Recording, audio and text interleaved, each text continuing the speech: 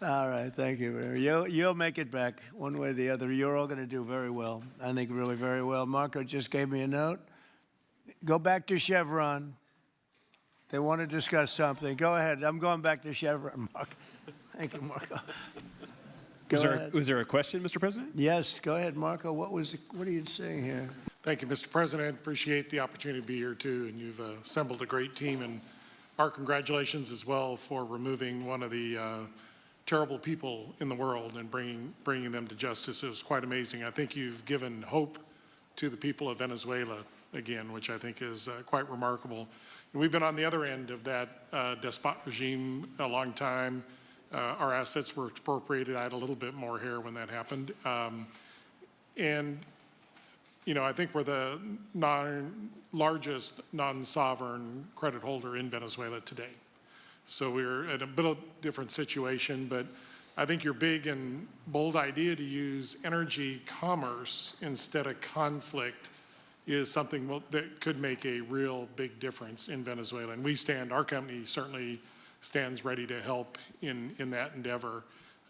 Encourage you to continue to think bigger and even bolder. And we've had some discussions with your energy team about that as well. As we think about the other people that need to be in this room and in this discussion are the banks, and including probably the Exim Bank, as we think about how the debt needs to be restructured and the financing to deliver the billions of dollars that are required to restore their energy infrastructure. And I think as we think that big and bold, we need to be also thinking about even restructuring the entire Venezuelan energy system, including PDVSA. And I think if we can do that and think bold, there's an opportunity to be quick, fast, and restore the quality of what's happened in Venezuela, or what's been lost in Venezuela over the course of the last 25 years. So thank you for this opportunity. Well, thank you very much, and you'll get a lot of your money back. We're going to start with an even plate, though. We're not going to look at what people lost in the past, because that was their fault. That was a different president. You're going to make a lot of money, but we're not going to go back. You left a lot of money behind, I guess, huh? What number? 12 billion. How much? 12 billion. Well, it's a good write-off. It's already been written off. It's been written. All right, thank you. You'll make it back one way or the other. You're all going to do very well. I think really very well. Marco just gave me a note. Go back to Chevron. They want to discuss something. Go ahead. I'm going back to Chevron, Marco. Thank you, Marco. Was there a question, Mr. President? Yes, go ahead, Marco. What are you saying here? Mark, if you increase, can update us on operations in the ground and with the appropriate approvals, what you might be able to achieve in the next 12 to 18 months, give us a little view from the ground. You bet, you bet. So today, Chevron has 3,000 employees in 4 different joint ventures in Venezuela today. And over the past 5 to 7 years, they've taken production from about 40,000 barrels a day to 240,000 barrels a day, essentially getting those facilities and that equipment up to standards that would be something that people in the room would be more accustomed to. Given the work we've done with Secretary Wright and Secretary Burgum and even Secretary Bessent, I think we have a path forward here very shortly to be able to increase our liftings from those joint ventures 100%, essentially effective immediately.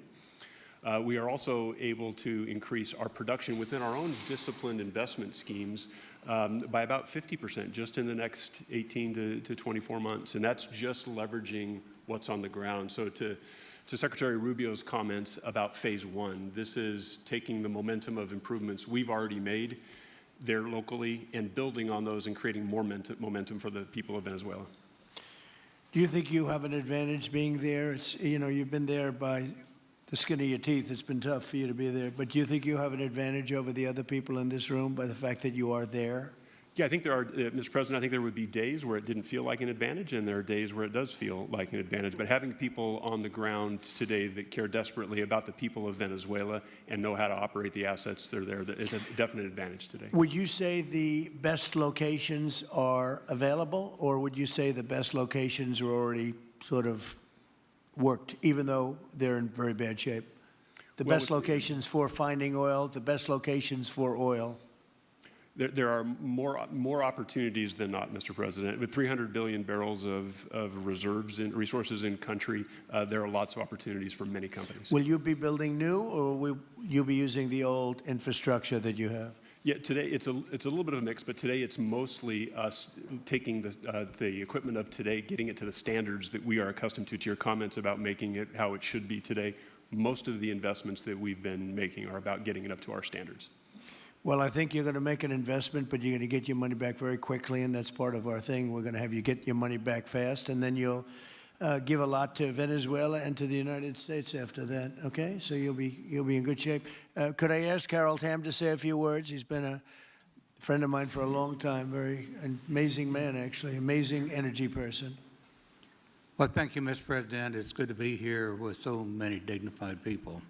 And this effort particularly, and thank you for your effort for what you've done here, taking this despot out of that area. And the world dealt with him way too long.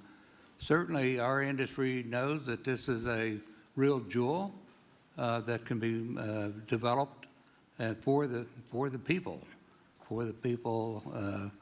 of Venezuela, and also benefit the world. And like Secretary Wright said, it has not been done. That's not been done in the past, and they had a good chance at it. Brought someone in that totally took it down, as everybody knows here, and that was Chavez, and we know what happened to him finally. But you know that ruined the industry in Venezuela, and all of us know how that ended very well, very wrongly. So anyway, we're glad to see what's happened here, and look forward for the opportunity for a lot of people in this room, but also for America and the country itself. Are you going to be involved in going in? Because, you know, he's in North Dakota and he's in Oklahoma and some incredible places. It's a little bit different, but there's no doubt about you won't have to worry about the straw too much here. You can just go at it. Are you going to be one of the participants? Well, certainly, you know, I'm an oil finder, like you said. You know, Barry Switzer, you know, told that story. The coach. And he's kind of exaggerated a little bit. It doesn't come out quite that easily usually. But anyway, great story. I love it. But I love Barry. Barry's the one that told me this. Yeah, he's a champion, you know, in a lot of ways. So love that story. Certainly, it excites me as an explorationist.